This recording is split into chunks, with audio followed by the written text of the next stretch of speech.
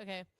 Okay, welcome everyone to the final student council of the academic year. Sorry for the little late start there. I'm Ilsa, for anyone who doesn't know me. I'm the president of the Students' Union, and I'm your stand-in chair this evening because Abdul is no longer in Newcastle, so I am your chair.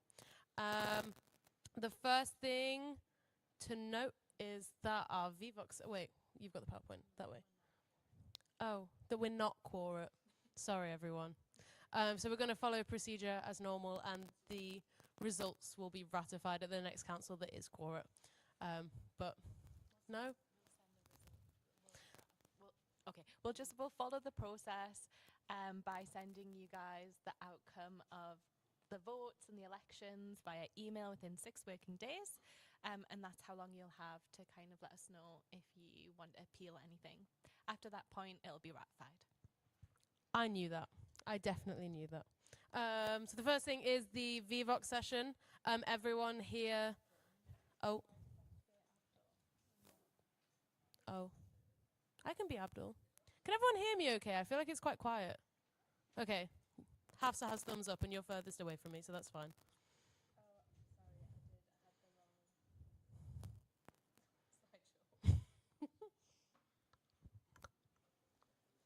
Anyway, Laura's going to put a QR code on the screen and you can scan it. Everyone who's here this evening should be a voting member.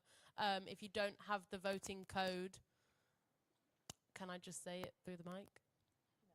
No. Please come to the front to get the voting code if you do not have it.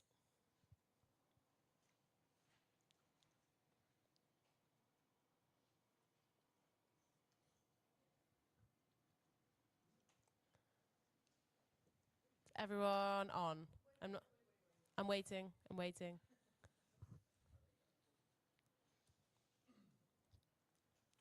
Good. Okay, so notices to council. So like I said, I'm chairing this evening, but because there's parts where I have to go up and present, and I've got a couple of motions to present this evening, I'll be joint chairing, co-chairing with Sophia, who's our chair of scrutiny. So there might be some points where Sophia and I swap out. Hopefully that's okay with everyone. Another note about our fantabulous microphones. You do not need to turn them on or off. Our mics team will turn them on and off for you. You just need to speak into them so the live stream can pick you up. And is it Noe? Is it you coming around with the mics? Noe over there with the fantastic hair will be coming around and bringing you a mic if you need to speak. Those are all of my notices. Moving on to the minutes of the previous meeting. Does anyone have any corrections, any follow-ups from the last meeting? If you do, please raise your hand and raise them here. And unless anyone does raise their hand, these will pass. Oh, and I get to bang the gavel. Any objections, changes? Passed. Okay, the next thing is really quite important and quite exciting. We've got election of vacant liberation officer positions for the next academic year. So our sabbatical officer team, our liberation officer team, work as part of NUSU to represent specific communities of people. I couldn't think of the word, sorry. So if you self-identify as any one of these categories, you would be eligible to be part of this position. So we've got our parents, carers and guardians officer, our ethnic diversity officer, and our faith or belief officer. If anyone is interested in those positions, please come to the front and you can have a little chat with us about it, and then we'd probably like to say something and we could take it from there. Is anyone interested in those positions? Please stand up and come to the front. Do we have any libs in the room that would like to share about how fantastic being a lib is? No, okay, we'll move on from that section, shall we? Oh, question.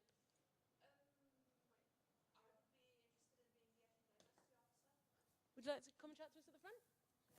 Yes. Yeah. Okay, am I allowed to turn this mic off, or will I get told off?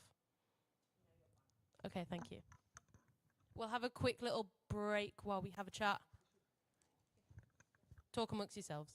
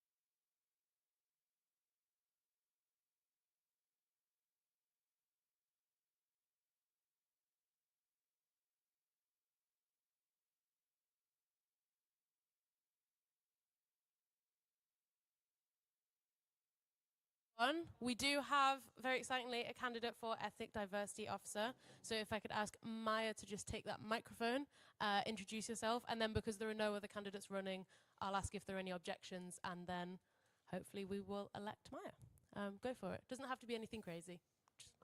This is terrifying. I am Maya. I am white and Middle Eastern. I was born in Poland to a Polish mum, and my dad is from a ethnic minority in Poland of Armenians. So I identify as Armenian, British, Polish, or a mixture of all of them at different times, and it all gets a little bit complicated, but I believe that's fairly standard.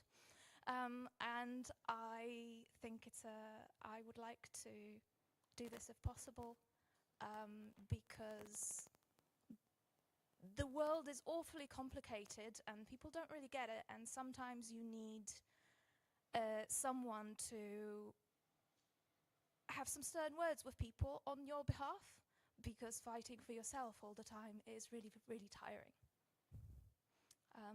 So I'd like to do my best to help people do that. Also, I'm really good at reading policies, and people hate it when you can read.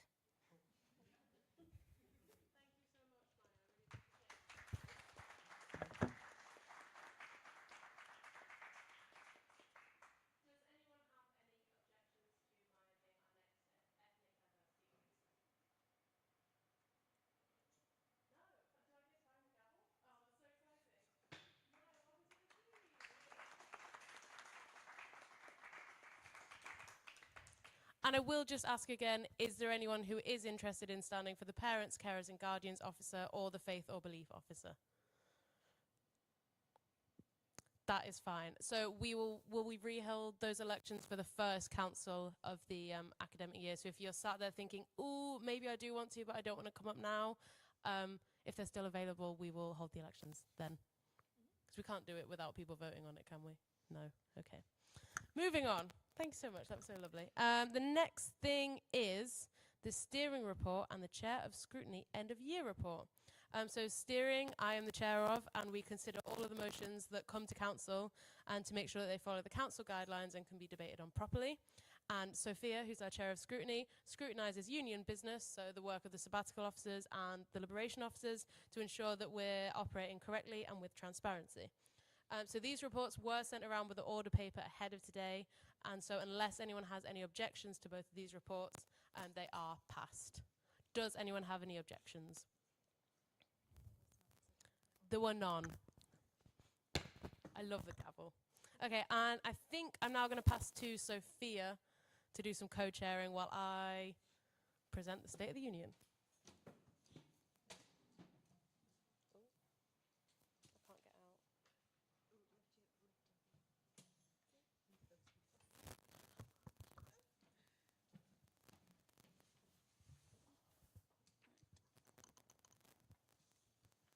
Right, hello. So Ilse will now read the State of the Union.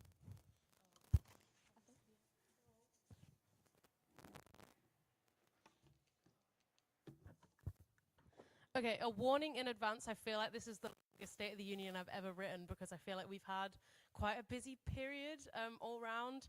I've already welcomed you to the final Student Council of the Year, but I'd really like to start by recognising the work that's gone into what's been a really busy period for everyone. The officers team have done so much fantastic work, and as we come towards the end of our terms, it's been really good to see so many projects coming together, getting finalised, and being able to celebrate all of our amazing students through the Celebrating Success Awards last week. Moving on to specific officer work, I'll start with myself, sorry. I've had a really productive month. I've continued to deliver outreach across campus and also secured funding from the union, so ourselves, to deliver a second round of exam wellbeing bags. So from next week, Monday, Wednesday and Thursday, and the week after, Monday, Wednesday and Thursday, me and the SAB team in different combinations will be giving out snacks, iced coffees, ice creams, and then well-being little tote bags in the Philip Robinson Library. I think it's going to be really exciting. We'll be there. Come get some free stuff. That's just a little beg for you to come over, but why would you not want free iced coffee? And then the final big win from me has been securing support from the uni for a SAB senior leader mentorship scheme, which means that SAB pledges will be supported by a member of the senior leadership team. So the Vice Chancellor and other important people will be keeping an eye out for SAB pledges. Gina successfully delivered the Learning and Teaching Conference with great student engagement, including co-presenting with academics and a student panel and a student winning the poster competition. That's fantastic. She's also continuing this work by presenting a paper to UEC on the assignment library. Nationally, Gina's continued to be involved in student loans campaigning and submitted evidence to the Student Loans Inquiry. Was that last month? This month? Sorry, I can't question you during my report, can I? That's awful. She also promoted the National Student Survey for this, which closed earlier this month. Alongside that, she's continued work on skills and attributes mapping for student voice roles, presented at a joint council and Senate meeting with me about student voice, and hosted the Student Rep Awards, and is continuing planning for the Teaching Excellence Awards. That's what they're called, isn't it? The T's. Teaching Excellence Awards. Where has that come from? I did it. That's so interesting. Okay, sorry. James has had a quieter month, having taken some time off to go on holiday to Sri Lanka, but he's still made progress on key areas. He's been working on identifying suitable spaces on campus for dance societies after a motion at Marches Council, and has introduced a new booking system to help support committees. Libby's also had a really busy month across student media. She attended both the Student Publication Association National Conference in Norwich and the Student Radio Association Conference in Salford with 21 volunteers. So we have 12 nominations, winning the Best Lifestyle Piece at Spank and bronze for Most Improved Station. Well done, everyone. NSR and NUTV have continued developing output, including live streaming Fight Night and Varsity, and Libby is now exploring a partnership with The Grove after the success of Nusu Sessions. Oh, it's a shame Lily's not here for me to shout her out, but Lily's had a massive month.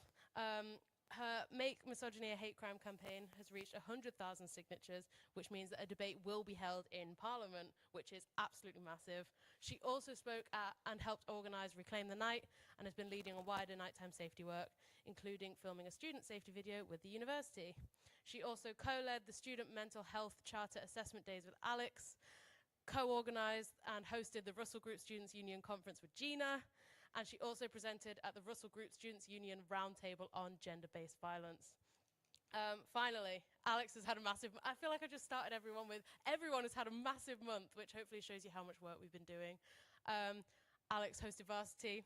Newcastle secured a 5th consecutive Varsity victory with about 5,000 students attending at the finale at Kingston Park. She planned and hosted the AU Ball on Friday with over 750 attendees. I said expected, but I think that's how many there were, and over 300 award nominations, alongside introducing a revised scoring system. Bucks' performance has been really strong, with 3 teams reaching the national finals, men's basketball crowned national champions, and women's hockey promoted to the National League. Finally, Alex has recruited a sports club intern to improve promotion and deliver club photo sessions. She's also continued national work through her book student director role. Looking ahead, we have a number of events coming up, but probably the most important of those is Bring Your Own Boundaries on the 12th of May. That's Tuesday next week. It's running all day. It's a free event. It'll be really marvellous if you could all come along.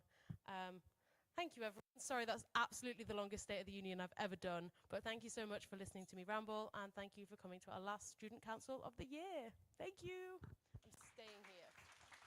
Am I staying here?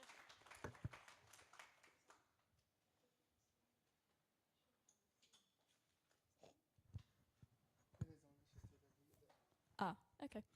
Right. So thank you, Ilse. Are there any objections? No? Right. Can all the sabbatical officers please come up and introduce themselves and update on their work?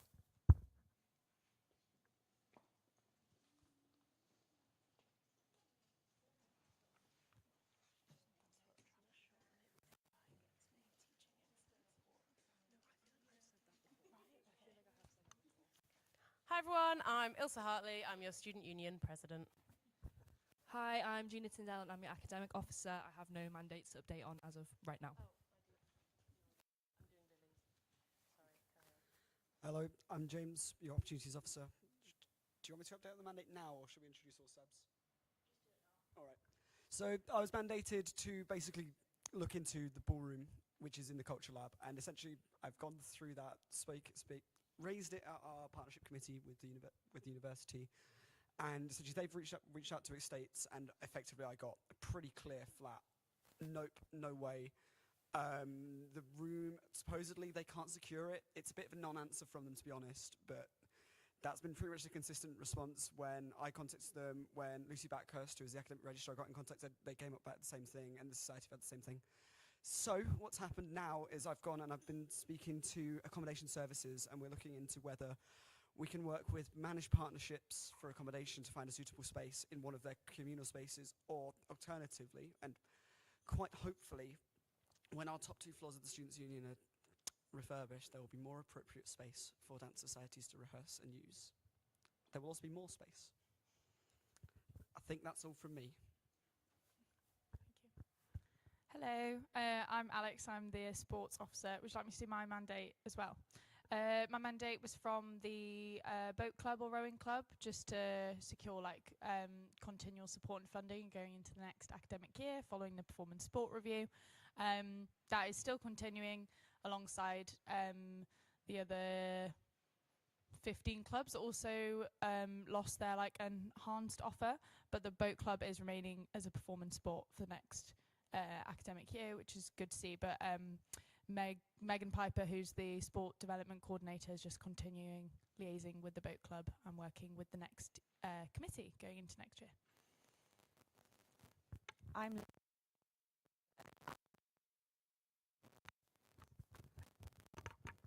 So I don't have any mandates to update on for myself, but Lily, who can't come until later, Lily's our Wellbeing and Community Officer, had 2 mandates that she'd like to update on. So the first one passed around accessible toilets on campus, and as updated at the previous Student Council, the Student Union has red code cards across the building, which completed very quickly after the motion passed. However, in regard to the university committing to this, we've had less positive progress. Despite contacting estates numerous times, she's received no response other than this will be discussed. As a result of this, she raised it with Lucy Backhurst, who's the academic registrar, who's chased it, and recently got in touch explaining that she got in touch and will continue lobbying. While it's not as positive as it possibly could be, Lily's really glad that there's momentum from higher up in the university to hopefully get this through. And then the second motion that Lily wanted me to update on was the request for the ethical careers policy. And we have an update from Gail Leach, who is the Senior Manager Work Experience and Graduate Opportunities, and she wrote this on behalf of the Careers Service. So they're in the process of updating their current employer engagement strategy, and this will replace their new one, and they're hoping to reflect the diversity of their student body and the variety of career interests that the students hold. Then it's like a niceness sandwich, I would say. There's a really nice start and a really nice end. The middle bit kind of says, we acknowledge that students may disagree with some of the organisations, sectors or geographies we may engage with. However, we believe it is important to support students to make their own value-based career choices. Therefore, mutual respect and understanding are at the heart of what we do, and all members of the university community are encouraged to express their lawful opinions in a constructive manner. This is mindful of the university's core values. And then finishes with, we provide opportunities for all to explore professional ethics and value-based career choices, and hope to continue work with NUSU around promoting sustainable careers in the future. So I get the impression they are not going to ban them, the ones that we think should be, but they will encourage sustainable careers. Kind of like a half good update, half bad update, but Lily's continuing work on it. Thank you. You know. Oh, it is now. Right. Next slide. So this is your opportunity to raise ideas, questions or concerns with your elected officers. Please note that anything raised in this section should be directly related to the sabbatical officer's professional remit only and remain respectful at all times. Any questions?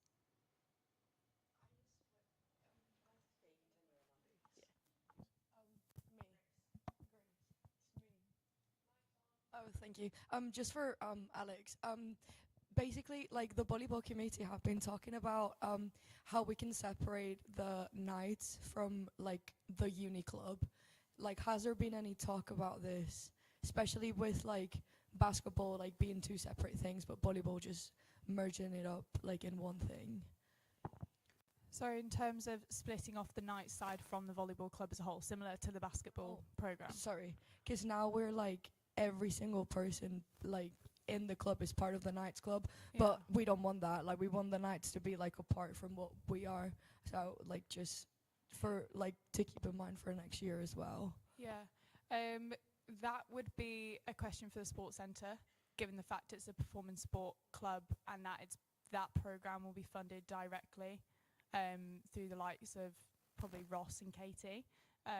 But what I can do is I can speak to them and then, you know, propose that question and join it up with yourself and the president, if that's helpful, or potentially next year's president as well. Yeah. But yeah, that's fine. It's definitely a question to ask because I actually don't know the procedure to which the because we've had problems with like memberships this year. So basically, like first team members don't have a membership to the club, but they say they do, but because they paid extra, but they're not registered in the students' union. So when we want them to buy something from the page, they can't, or like even if they get injured, they are not able to access that insurance. So just wanted to make sure that it's been assessed for next year as well. Are they all students that want to play in the Knights program? Some of them are, some of them aren't. But the students that are part of the Knights don't even have memberships. So they've been paying extra, and we don't know where the money is going to. So we want to know. Yeah. I can pick it up with you separately, but if Sam, the coach, is involved in it, that will be a sports centre related question. Okay. But I'll definitely like tee everyone up, and then we Okay. can just go from there. Okay, thank you so much. Okay. No? Well, for the last time, guys, you're welcome to sit down. Thank you. Thank you so much.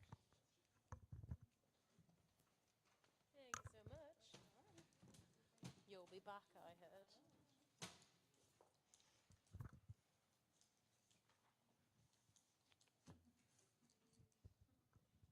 It's back to me. Can I please have the Liberation Officers, chairs and reps to the front to do the same thing that we just did, so you can ask them any questions. This is, again, your opportunity to raise ideas, questions or concerns with your elected student leaders, but please note that anything raised in this section should be directly related to their professional remit and remains respectful at all times. Can I just ask you to go along the line and introduce yourself? That would be magical. Hi, I'm Oliver. I'm the Stage 1 Engagement Rep. Hi, I'm Sean and I'm the International Students Officer. Hi, I'm Sophia and I'm the Chair of Scrutiny. Hi, I'm Eleanor. I'm the Ethics and Environment Rep. Hi, I'm Grace. I'm Marginalised Gender Rep. Hi, I'm Ashley. I'm the LGBTQ+ officer. Hi, I'm Hafsa. I'm the Faith or Belief officer. For our fantastic Liberation Officers, chairs and reps. No, I guess thank you all so much for all your hard work this year, and for the last time, please sit down.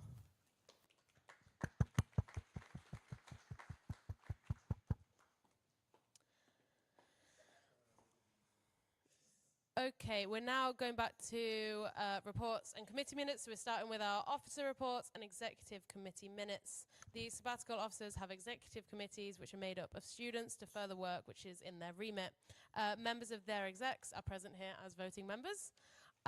These reports were sent around with the order paper ahead of today, and there were no objections ahead of the start of this meeting, so they are passed. And then the next thing is Liberation Officer, chairs, reps, end of year reports. Apologies, that was a bit of a mouthful. Again, these reports were sent around with the order paper ahead of today.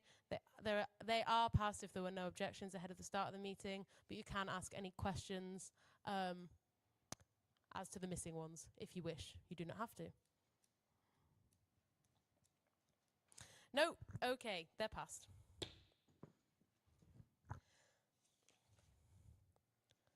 So we're now moving on to our motions. Obviously, this is the last council of the year, but any student who will be a student next year can submit a motion for council to debate and vote on. If it's passed, then the Students' Union and the officers take on the resolves of the motion and have to work on it. This might mean the creation of a new policy or mandating a sabbatical officer to work towards something and achieving resolves. An example of that is obviously James's dance club motion, trying to find spaces for dance societies, not dance clubs. Sorry, Alex. All motions are shared in advance of the meeting. If you do want to submit anything in the new year, have a little scan of that, but you can also find it on our website. Moving on to our business motions. So there's one business motion today which proposes a procedural or minor change to our Students' Union constitution, and they're only discussed if someone objects to them in advance, which nobody has. So there are no objections in the room. Now they're passed. I'll just briefly tell you, unless Oliver, you really want to no, you're presenting the other one, aren't you? Yeah. So this was a motion that re-alphabetized constitutional documents, really exciting, because we were missing a letter, and so they've moved along. But no one objected in advance, so it's passed. Okay, we now are moving on to motions that you will need to vote on. Again, we're not currently, but we're still going to go on with it and follow procedure. Did everyone get on to the VVOX session? Yes, no one's holding their phone up and shaking at the screen. Thank you, I appreciate that. That was a nice giggle. Okay, so moving on to ordinary motions. Ordinary motions require a simple majority to be approved, and if they're passed, they form a binding policy upon your officers. Some ordinary motions require a 2/3 majority, but these are usually those calling for referenda or general meetings, if anyone remembers our NUS vote. So the first one, if I could, I've lost my list. Please ask Leo to come to the front to present the motion defending disabled students' access to practical teaching sessions. Leo can briefly introduce the motion, and then I will ask someone to speak for, someone to speak against, and once we've followed that to its natural end, we'll take it to a vote. Take it away, Leo. Wait. Hello. That's much better. Hi, I'm Leo. I'm doing my master's in ecology right now, and I did my undergraduate here in zoology as well. As you can imagine, zoology, ecology, both very practical subjects, lots of lab work, lots of field work. Has not gone well for me in the last 4 years. And thank you so much to Maya for coming to me from like the workshop perspective. I've been struggling with the lab and field aspects of my degrees. You've been struggling with the workshop aspects of your degrees, and putting our heads together has allowed us to actually do something about it. So yeah, I'm an ecologist by training. By the time most of my peers graduate, they will have so much experience in the field. They'll have done bat surveys, newt surveys, insect surveys, and so on.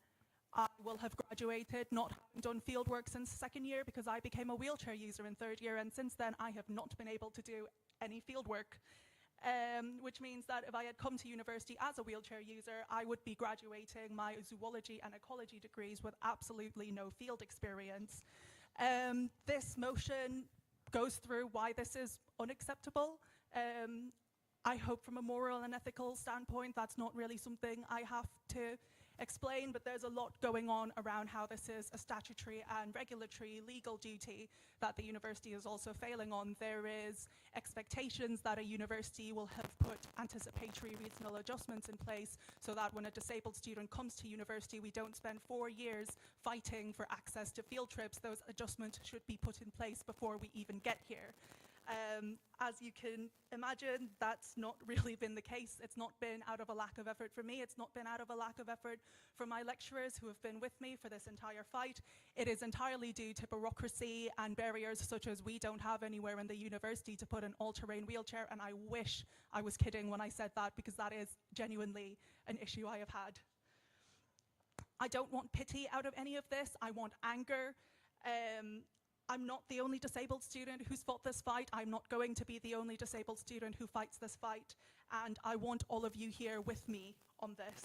I want you to be angry with me. And while this might be my last council and my last motion after God knows how long at this university, I hope that this stays as a little legacy and a little reminder to keep fighting, and that for the disabled students in the room, you're not alone. We're all here with you. We're all fighting this together. Thank you so much, Leah. Does anyone have any questions for Leo regarding this motion? Perfect. Leo, you may go back to your seat. And would anyone like to speak for... sorry, it's not very far for you to go, is it? Would anyone like to speak for this motion? Noe, please going to have Maya with the mic.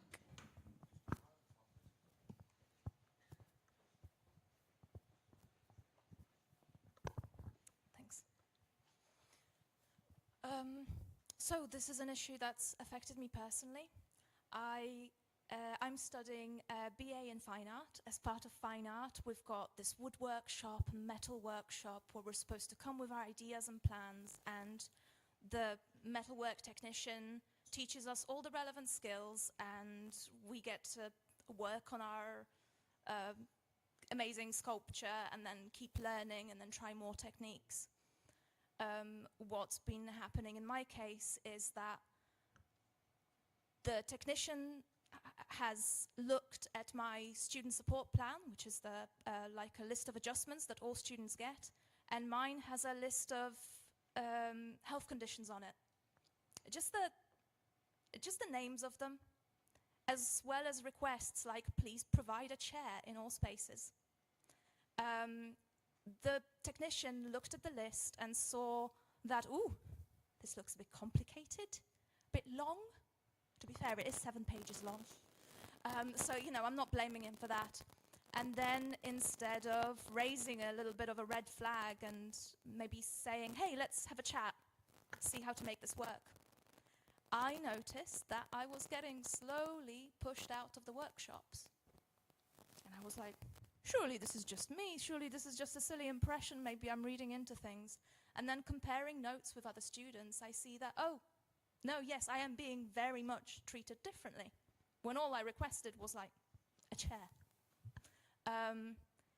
Then later when I kicked up a fuss about it, I was provided with a list of tools that I can use, tools that I can use only under one-on-one supervision, where all the other students are kicked out of the workshop. I need to make an appointment, and the technician stands over me with his hand over the big red button. And then a list of things I can never use, ever. It's too dangerous, including a drill. I'm not allowed a drill. And while concerns are often very legitimate, no occupational health assessment has ever been done. No conversation was had with me at all to even tell me that, oh, by the way, these awesome facilities that we're advertising, you're not actually allowed to use them, but we won't tell you.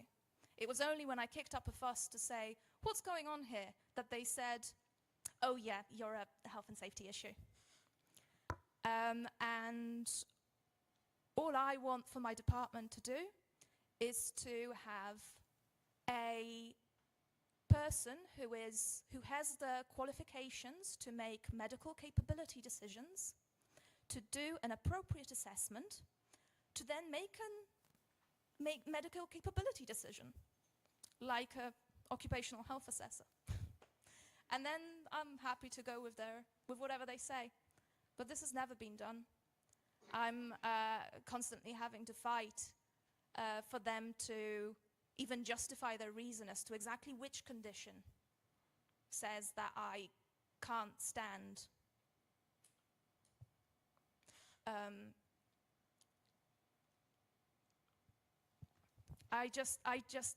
I literally came here because I was like, I want to learn how to weld. How awesome is that? Because I was like, I'm a girl and my family is quite sexist and they would never teach me all that stuff. I want to learn how to weld and I want to make massive sculptures. And now I'm not allowed to drill. I guess, please support this motion. All we want is a fair go. And this has happened in specifically the fine art department before. The student has, of course, raised all the relevant issues, made a complaint. Complaint finished nowhere because they covered their asses with health and safety. Again, with no actual assessment. And not all students have the capacity to then take it through to court, because it's county court that's up next. Then for the court to actually look at everything and decide, yep, it's illegal. Because this is illegal. But somehow we have to hold them to account without each individual student having to go to court. Thank Okay, you so sorry, much. that was too long. No, it's okay. It's okay. Is there anyone who would like to speak against this motion? Okay. Sorry, can you just wait for the mic? Yes, sorry. Keep it brief if you possibly can, please.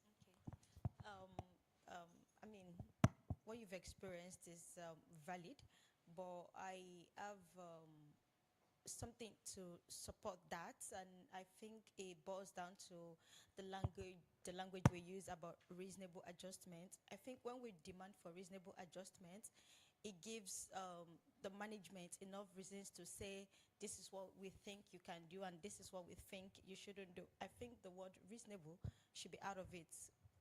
We need academic adjustment or workplace adjustment that aligns with how we think we can be helped. So you should have a voice in what you want to do and how you want to do it, and have access to assessment, provided your health conditions can take it. Yes, Leo, you can give a point of information.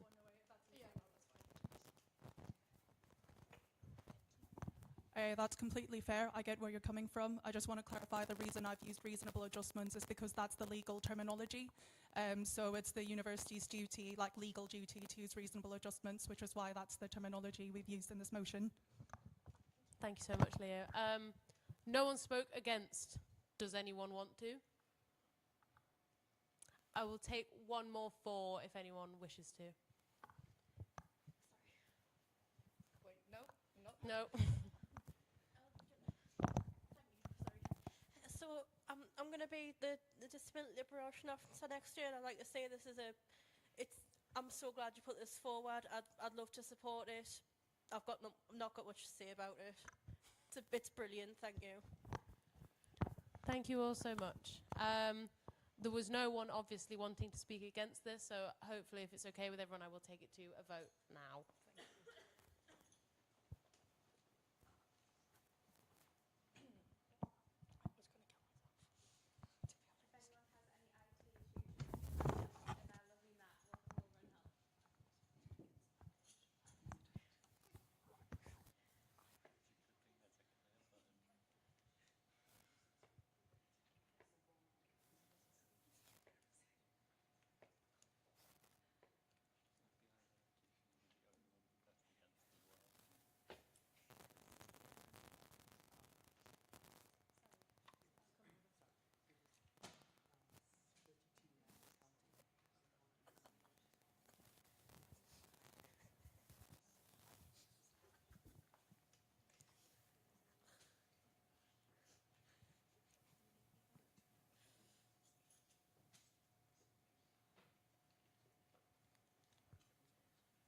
Has everyone been able to vote?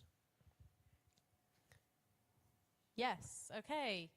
Results, please. Fantastic. Okay. Oh, are we one short of quora, or is that? No. Okay. Sorry. I keep getting excited that chorus might happen.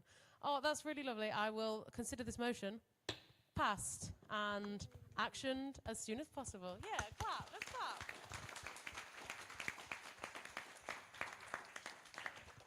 So just for our wonderful minutes and the minute taker at the back of the room, that was passed 100%.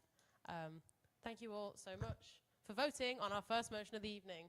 I think now I need to pass back to Sophia. Oh, I can introduce constitutional motions first.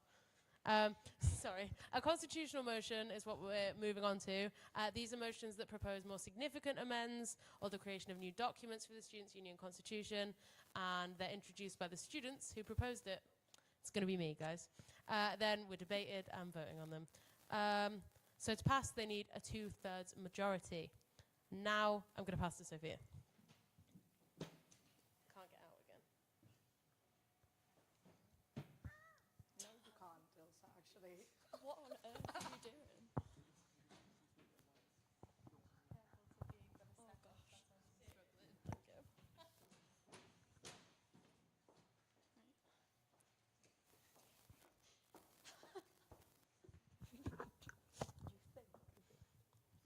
Okay, I will keep this so brief because it's absolutely not the biggest motion in existence.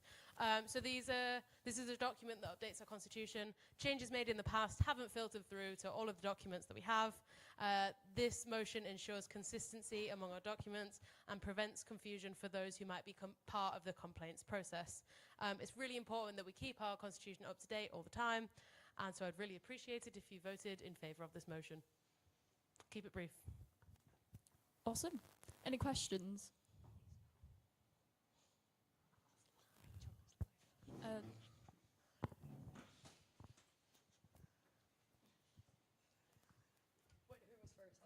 Leo first. What does it actually change? Like, exactly? Have you not looked at the track changes, Leo? George, would you like to tell exactly what it changes?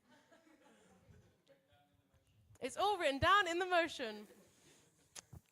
It approves the track changes in the following documents: Annex D, formal complaints; Annex 3, disciplinary policy and general misconduct regulations; and Appendix 4, disciplinary relating to elected officer performance.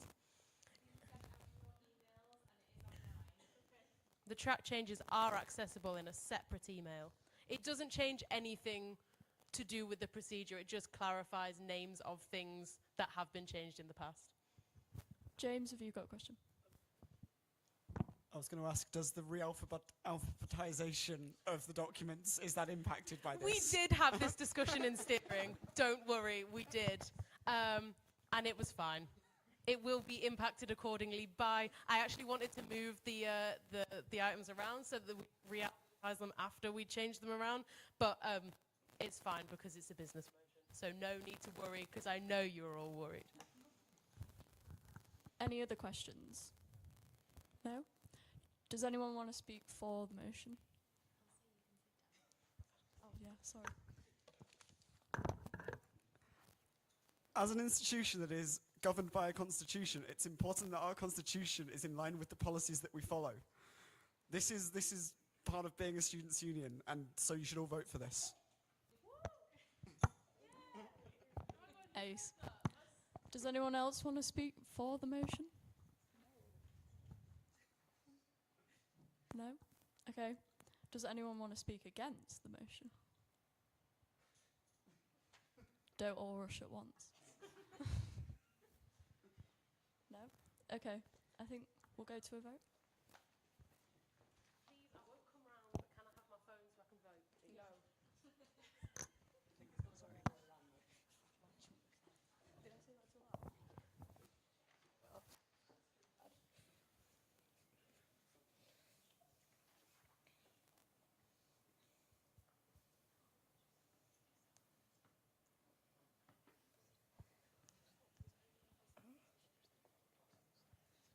Is anyone having any difficulty?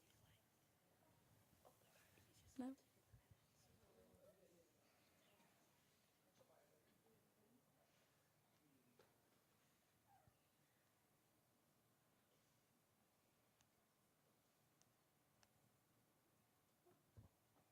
Has anyone not voted who wants to vote?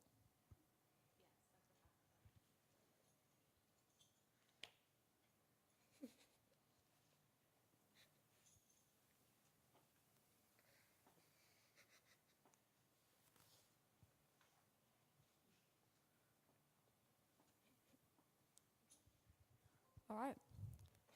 Should we reveal the result? Unsurprisingly, everyone said yes. Cool. We're going on to the next one. All right, 100%. Yay. Well done, everyone. So that is passed. Next, Ilsa. You'll never believe what I'm here to talk about. It's the Constitution. Again. So this, and I know this one inside out, so you can ask me any questions. This is updating the Office of Role Descriptions. So since the Office of Role Descriptions were last updated, we have had changes to our teams. So we now have the marketing team. And in the role descriptions, it calls it something different. And this is essentially a motion that updates all of the inconsistencies in our documents since our restructure. And each role has individually been updated to reflect that. It's also removed any of the committees that we've voted on throughout the year, like Officers Forum, gone, so that needs to be taken out. And it's really, really important to keep our constitutional documents up to date. And so I'd really appreciate it if you'd voted in favour of this motion. Thank you so much. Don't clap. Please. Any questions for Ilse? No? Nothing from this side of the room? Okay, does anyone want to speak for the motion?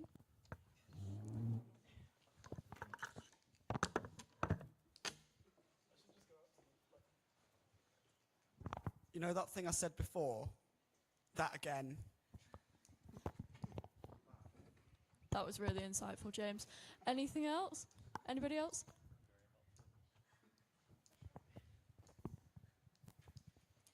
I would like to cite a senior member of staff and recount my conversation with him regarding a very similar point. I'm sorry, did you expect all the policies to be consistent in the 4 years that you're here? Yes. Lovely, thank you. Against? Anybody against? No? Okay, I think we'll go to a vote then.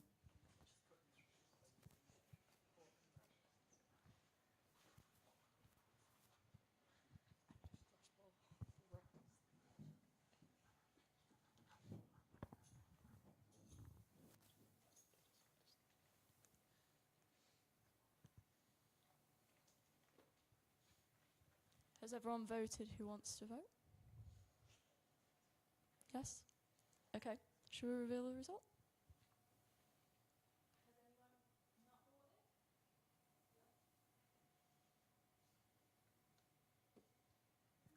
So 100%. So that is passed.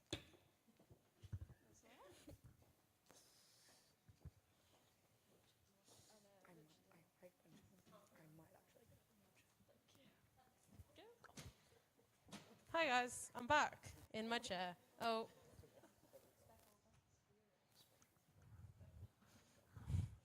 The cowboy boots are not made for wires, guys. Okay, I return. Guess who it is to present the motion now? You are going to have the time of your life, guys. Can I please invite Oliver Tierney to present the clarifying the constitutional classification and status of representative roles? Okay, guys, my turn to be boring now. This is, I'm going to try and explain this as simply as possible. I can get into great detail, but I won't. So, essentially, there is a contradiction in the Constitution with how reps are classified, and these reps are the stage one engagement reps, so my role, the ethics and environment rep, the NSL station manager, and the NUTV station manager. In one document, they are referred to as officers who, and the distinction between officers and non-officers is that officers are on the scrutiny committee and receive honorary life membership at the end of their terms. And in another, they are not listed as officers. So I essentially want to ensure that in all documents they are listed as officers. That's all.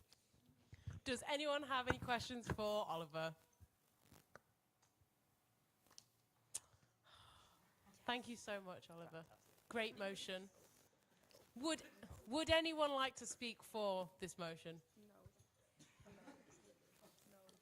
Would anyone like to speak against this motion? We're going to take it straight to a vote.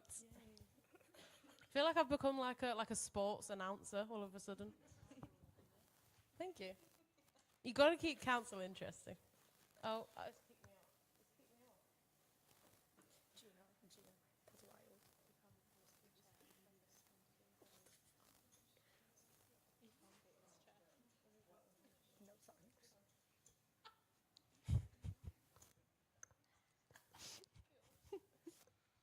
everyone have been able to vote? I haven't. I wouldn't do that. Okay. Should we take it to the results, please?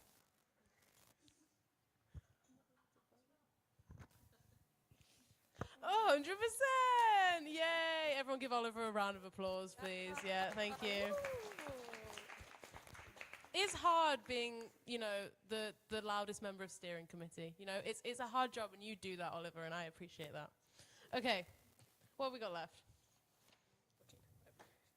Okay, we've got more elections. So we've got, oh, I thought they were going to come on separately. They didn't. We're going to start with A and B, and then we'll move on to C, D, E, and F. Because A and B are, well, that motion has just passed, so they are officers? They are officers. We've got the Ethics and Environment Rep Officer and the Stage 1 Engagement Rep Officer. Eleanor, Oliver, if you're okay, would you want to come to the front and say, like, a very quick couple of sentences about your role and what you do and why people should do it? That would be great. Thank you so much. Because you'll do a better job than myself.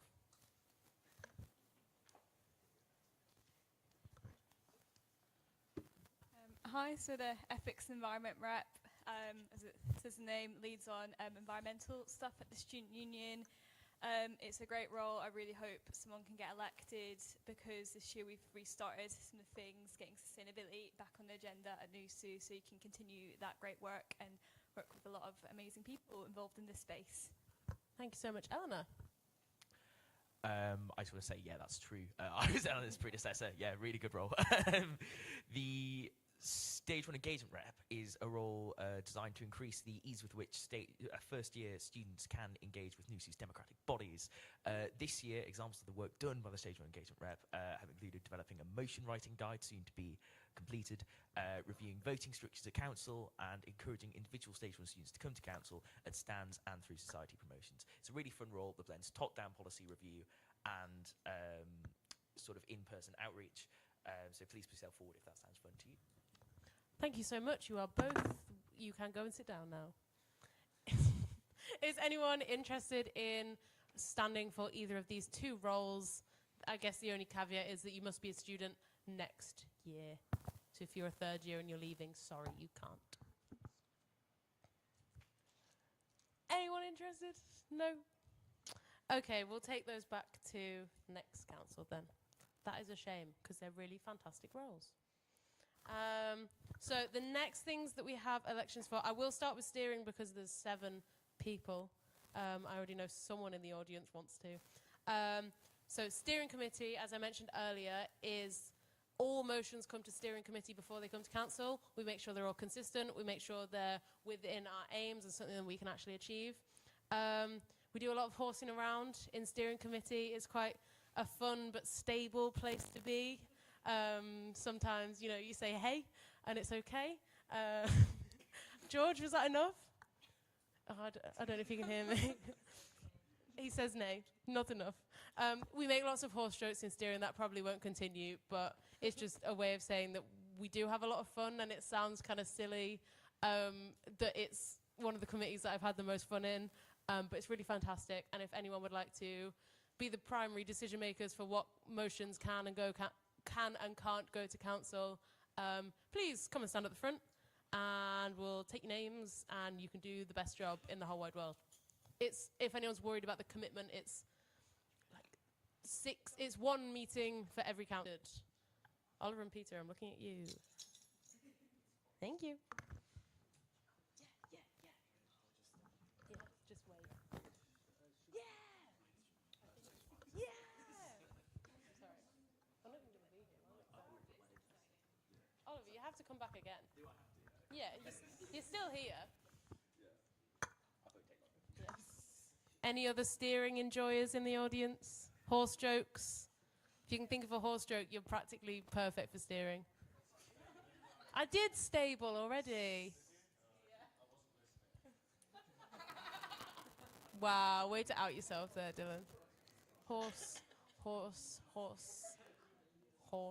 Oh. I think I did horseplay already. Why are you sitting down? Do I not need to do the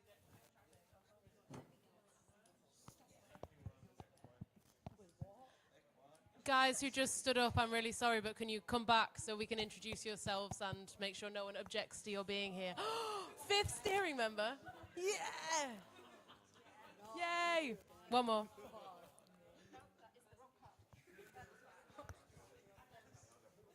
Okay. The mic's behind you, Peter. Just wait till mine's ready. If you could all stand in a lovely long line and introduce yourselves, and in one sentence tell me why you want to be on steering. Hi, I'm Peter. I was elected to steering this year, and I've worked on quite a few things, but most importantly is the motion writing guide, so people know how to write motions, so we don't get angry. Thank you. Let's go this way. Hi, I'm Oliver. I've been on steering for 2 years now, and I'd love to do a third year because it's my favourite committee.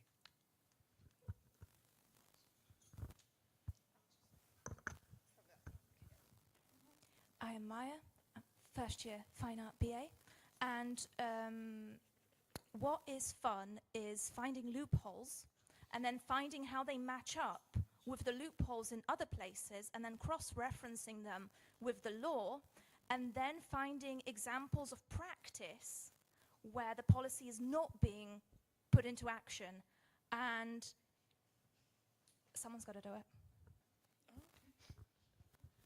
Hi, I'm Izzy. I'm a first year law, and I'm very interested in charity law, something I ultimately want to go to. So I think this will be a great experience for me, and I think I'll be an asset at some point. Thank you. Hi everyone, my name is Irina and I'm doing biomedical genetics. I'm going to be third year next year. So just to make story short and not waste your time, I was part of the scrutiny committee this year and I want to try something new next year. Is that the whole line? No. Is that the whole line? Yeah. Okay, I'm sorry to saddle you with this responsibility, but we'll trot on and just check if anyone has any objections to any of these wonderful people being on steering.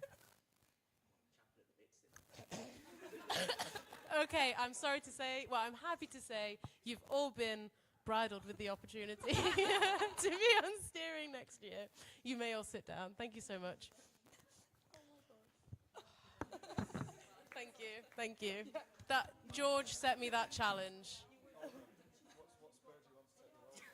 Oh, Spur's really good. Okay, next we've got Finance and Risk Committee. So Finance and Risk Committee is one of the sub-board meetings of our trustee board, and it looks at all the finances and risks that might affect the union. It's really interesting to sit on if you haven't had experience with this before, and it's something that you're in. Why is I crackling? Something that you're interested in going into in the future. So if there are any finance students, what's a degree in risk called? Risk degree? Is that a thing? I'm looking at you, Dylan, because I feel like you'd know. I don't know why. Risk management? Maths, perhaps? But it is really great experience to say that you've been part of a trustee board as an observer. Is there anyone who would like to sit on Finance and Risk Committee? Would you, Oliver? Yeah, go on, come on.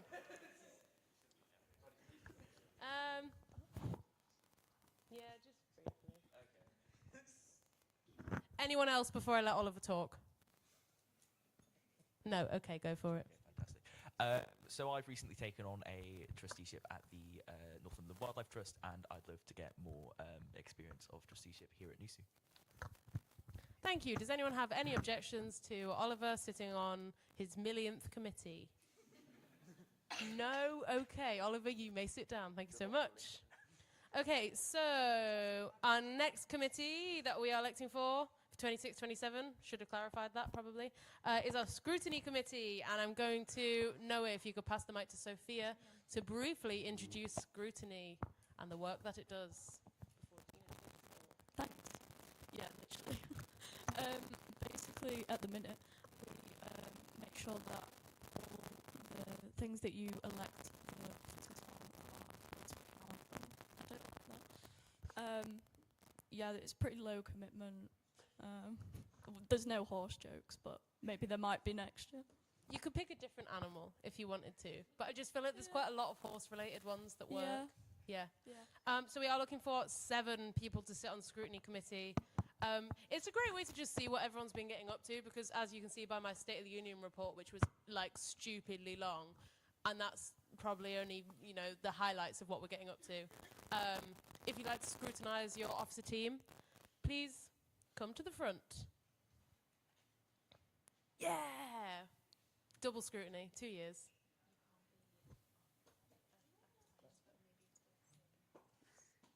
You here next year? You are? That's exciting. Oh, question, yes.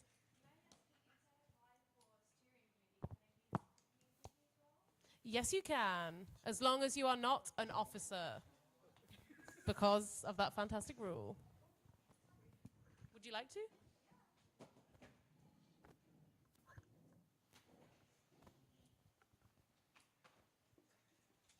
Alex, you want to be on scrutiny?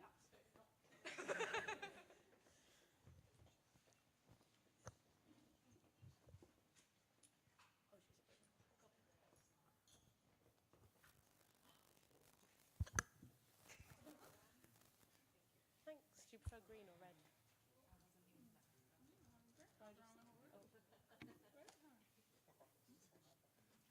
Can you guys hear me chewing?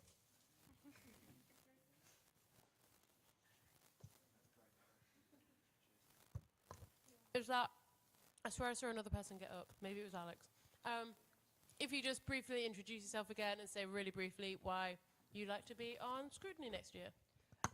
Hi, I'm Jay. I've been on scrutiny last year. I would like to be on scrutiny this year because I quite like to know what the officers and people get up to. Yeah.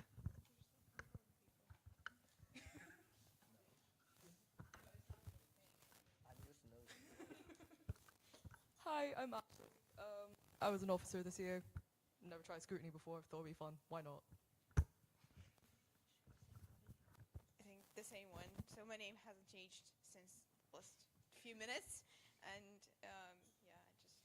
I was in this screening committee. Maybe why not just stay here? Perfect. Thank you so much. Does anyone have any objections to these wonderful people being on our scrutiny committee? No. Have I been banging the gavel? I don't think I have. Can I? Yay. Okay, you can all go and sit down. Thank you so much. Finally, I was hoping we'd have Lily here by now to introduce the Wellbeing Action and Liberation Executive Committee. Is her train delayed? Yes, okay. Is there anyone who's on WALEC this year that would like to introduce it? As I have never actually been to a WALEC.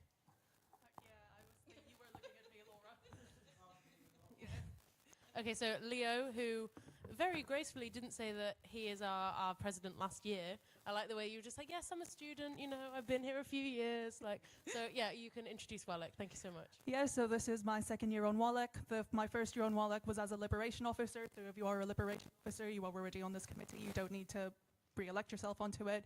And this year I've been on it as an elected member. As an elected member, I've found it really helpful to be able to speak to other people about the million campaigns. I am crackling. Hello. Hello? Yes. About the million campaigns I run, and getting support from other students involved in kind of like campaign circles and staff members involved in campaign circles. Like with those campaigns, I don't think I can say campaigns anymore in a sentence. Actions, yes, actions, yeah. Getting help with these actions and finding like people and resources to help support them. Thank you so much, Leo. Would anyone in our audience like to be a part of the Wellbeing Action and Liberation Executive Committee next year? We're looking for 8 of you.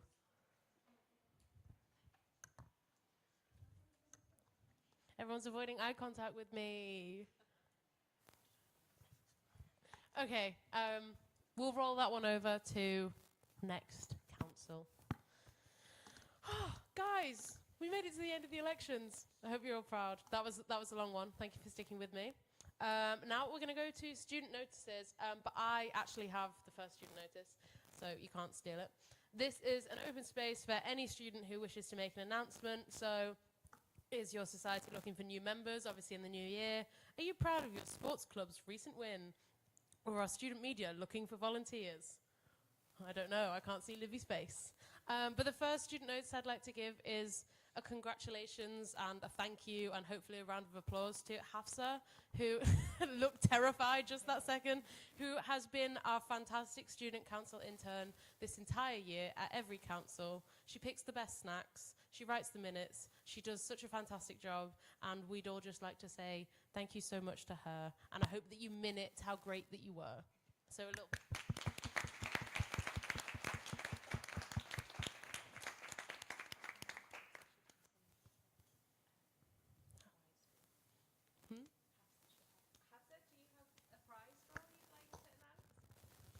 Do we do it now?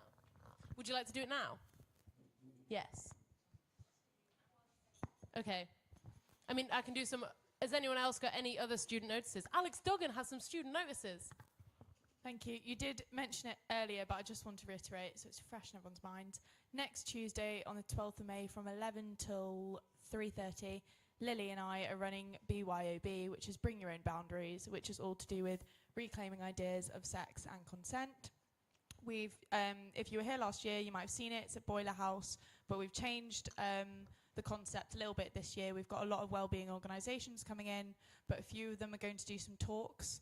And then we've got a student panel. And then we've also got an interactive workshop taking place in the afternoon. There's going to be freebies again. There's going to be condoms, sperm key rings, sweets, all sorts. And then there's also the Melissa bus coming onto campus next day for STD testing, if you do want to get tested.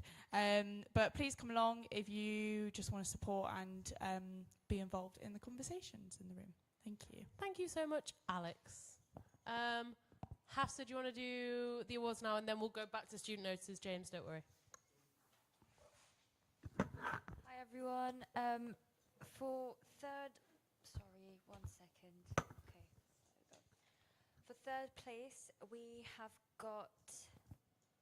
Can't read because it's on the. 1 second. We've got Lakshay for third place. So, if we could just have a round of applause, please.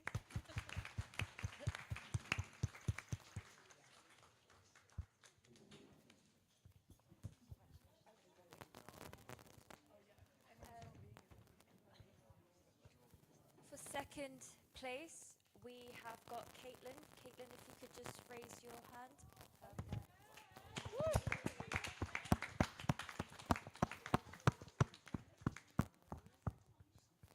And for first place, we have got Quinn. Where is Quinn?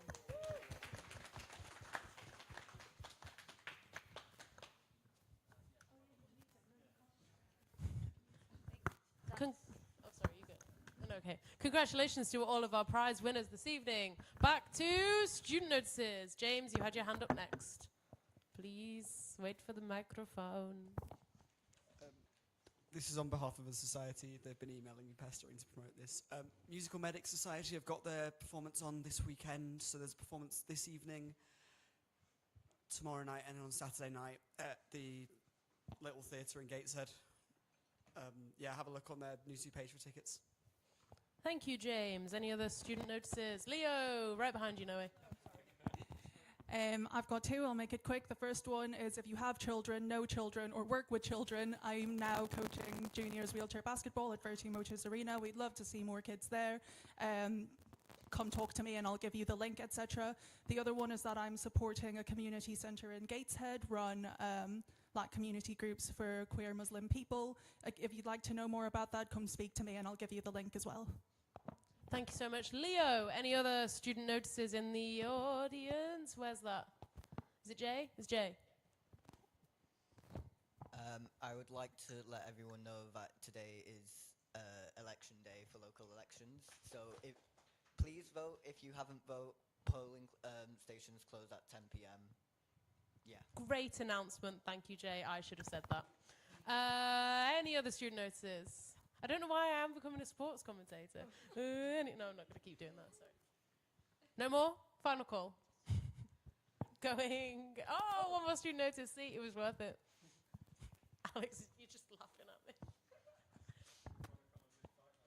Okay, myself we? and some students, we are conducting a user research on developing a platform for neurodivergent students and professionals. And if you would like to be involved in the survey or focus group discussions, please come speak to me, and I can give you my contact so that I can send you the details of where the interview will take place and when. It's just about creating a kind of cognitive operating system digitally for neurodivergent people to thrive. Thank you so much. Alex is going to clap. Final call, student notices. No. Okay, so it's the moment that you've all been here for. It's moving on to our open debate, and I've got a little introduction, if you don't mind, because as Jay very kindly mentioned, it is election day today. So welcome to tonight's open debate, which is entitled, Is it the end of the big two political parties? This debate was agreed upon by steering after quite a lot of debate on to what the debate would be, and it was scheduled deliberately on the day of the local elections in England because it's a very timely topic and one that's generating a lot of discussion amongst the student body nationally, but particularly amongst younger voters. Before we begin, I do want to set out a few key, not rules, but expectations for how we're going to conduct this debate. Firstly, this debate is to discuss the emerging political trends, public opinion, and the changing nature of UK politics, particularly with the rise in polling for some of the less traditional parties.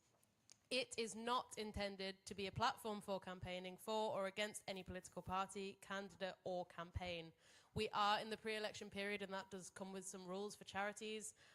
So I ask everyone to avoid telling each other how they should vote, how they should not vote, using campaign slogans, or making direct endorsements of candidates or parties. I will stop you if you do that, just so you know. Secondly, Student Council and therefore Newcastle University are not endorsing any political viewpoint through this debate. I hope that was recorded. Our role is to create space for respectful discussion, challenge and debate from a range of perspectives. I'd also ask everyone to engage respectfully. Please feel free to challenge ideas, but do not challenge individuals. Personal attacks, comments or disruptive behaviour will not be acceptable, and I will step in and tell you to shut up. Where possible, I'd encourage speakers to use evidence and examples and reasoned arguments to support their points. Finally, to ensure everyone has the opportunity to contribute, I might need to manage speaking time and move the discussion on where necessary to help keep us focused. Please do not be upset if I tell you to wrap it up and move on. With that being said, sorry, that was a very long intro. More importantly, there's plenty of pizza left if anyone wants some while this debate happens. And thank you all for... Oh, the two vegans running over. Thank you for all being here and engaging in what I hope will be a really fantastic debate, which Libby will summarise at the end. Okay. Yeah, Libby. It's not really a for or against situation, so, well, it kind of is. Who would like to kick off our debate? Oh, guys, I really thought this was going to be a fighting one. Don't get distracted by the pizza, guys. I'll wait till the pizza kings and queens and regal royals. James would like to speak. I'll open, but I can't say anything about any political parties because of my nature as a trustee. So, is it the end of the big two parties, or were the big two parties always over? We're very England-centric here. In Wales, Northern Ireland, north of Ireland, and Scotland, there's already been this. There's the SNP, there's Plaid Cymru, there's the DUP, there's Sinn Féin? I get that. Basically, there's lots of different parties. It's not two parties. It never really has been two parties. There's always been voices. It's just that, like, in England, we're very sort of focused on the fact that there's been two major parties for a very long time, but maybe not so much now. And the Lib Dems have always, well, they've been doing quite well for quite a while. Would anyone like to speak next? Please. Thank you, yes. What is your name? Hi, Daniel. Thank you for coming. This is my first student council. So Oh, I'm so sorry that it had to be me. I'm so sorry. The horse jokes. No, Sorry, it's carry on. been very interesting. Thank you for being so welcoming. So I think it's easy to look at the recent election results and the direction of travel of opinion polls and all of the big flashy results that we get every week and every year in by-elections and local and general elections. But I think one thing we don't consider is the background behind political parties. The Labour Party and the Conservative Party have, well, a century and even 2 centuries worth of infrastructure built up in local communities, in things such as even like Labour clubs, Conservative clubs. Some of these buildings are even owned by the parties and by people who are like prominent members of the parties. And these places aren't just like campaign headquarters, they're also people's local social clubs and like places that they meet with their friends, and their parties are almost like their families. So I think to write them off when in so many places they are still so ingrained as a part of people's identity and as their families is very short-sighted, and we should always take into consideration that we've seen temporary shifts away from the parties in several other occasions. In 2019, there was a shift to the Liberal Democrats and the Brexit Party for several months, and that snapped straight back. In 1982 and 83, the SDP pulled very briefly at about 50% of the vote and completely smashed through the two-party system. A lot of people thought that they would even replace the Labour Party as the primary party on the left of British politics, but that didn't happen because Labour was such an entrenched party. So I just think it's important to consider what's going on behind the scenes and in the background of British politics and not just look at the results up front. Yes, they are certainly under more strain than they ever have in the past, but they still have their ingrained infrastructure and institutions that will be exceedingly difficult to disrupt and destroy. Thank you. Thank you so much. Would anyone know who would like to speak next? Someone has to. Yes, thank you so much. Sorry. I'm Emma, by the way. I think speaking historically, like I think if you look at it over like a much like wider length of time, I think political parties do like replace each other all the time. Like this was before like most people had the vote, but it's the first political parties. So it was only like the Whigs and the Tories, and they've and soon like other ones appeared. Like Labour was a big I can't remember when it happened, but was a big disruptor. So I think parties can like either survive and parties survive and die all the time. So I think new ones can come in and disrupt it. And I think just because we've been dominated by two big parties for a while doesn't mean that's been the status quo forever. It's changed over time. Thank you so much. Who would like to speak next? This side of the room, looking at you. Yeah, Dylan, don't hide. I know you can speak. Come on, Dylan. Yeah, thank you.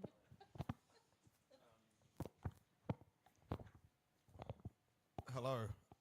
Well, I'm not sure whether it is the end of the big two political parties. Great point raised about infrastructure, trade unions, conservative clubs. I think one thing that it is worthwhile to raise should it be the end of the big two political parties, and that is a resounding yes from me. I want to specifically look at the. Am I allowed to? You can say party names. Okay, awesome. You just can't endorse them outright. Can I be mean about them? Can I be mean about them? Let me look at my rules. Okay. As long as you don't tell anyone how they should or should not vote, Hello. you can have an opinion. I am an independent party. I do not advise anything either way. However, I joined the Labour Party when I was 14 years old. My mum is still in the Labour Party, still very active in the union movement. But I think what has happened since then, I voted for Keir Starmer to be party leader because he ran on a campaign of broadly socialist, broadly popular left-wing values, all of which he has since abandoned. And he has seen very fit to expel people like me. I wasn't expelled, I left of my own accord, but people like me, people who hold viewpoints like me, have been expelled from the party.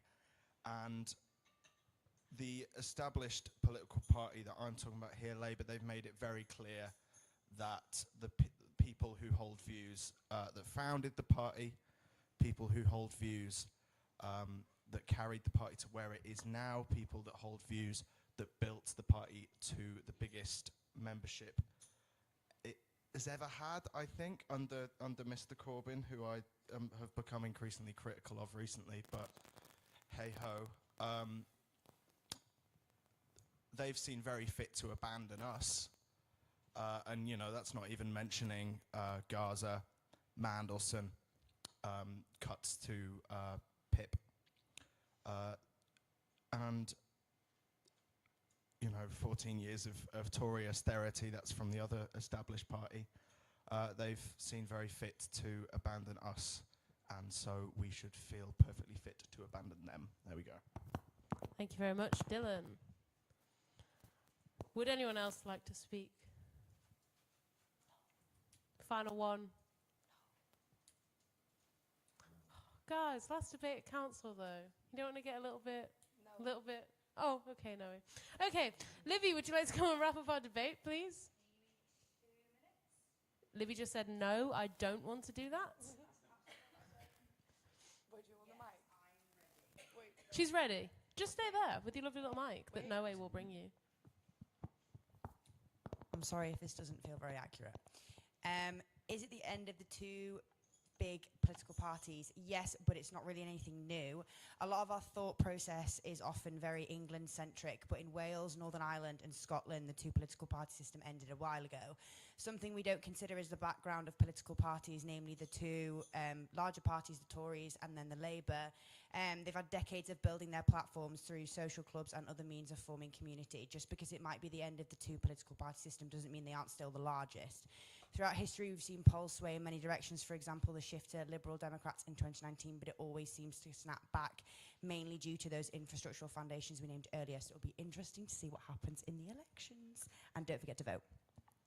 Thank you all so much. And thank you, Libby, because that is probably the best summary we've ever had. And I normally do it, so that's saying something. I would like to tell a funny story to end this council. That I got really nervous throughout this whole week, because my postal vote had not arrived. I was really upset. Where was my postal vote? I applied for it. It came in the last election. Came the election before that, didn't arrive. I texted my dad. I said, Dad, has my postal vote come home by accident? Has it come home? He said, Ilse, there are no elections happening in our area, so you don't get a vote. And I was quite upset with myself for not thinking to check that in advance. So that's my voting story for the evening that does not ascribe me to any political party. George can't see me. Final page of of this fantastic slideshow, please. Thank you all for coming. That's the end of council for 2025-26. This cute little picture from our AGM. To everyone who comes here every council, thank you so much, because it wouldn't happen without you. And I'm just really grateful for you all to be here. Alex, do you not like the picture?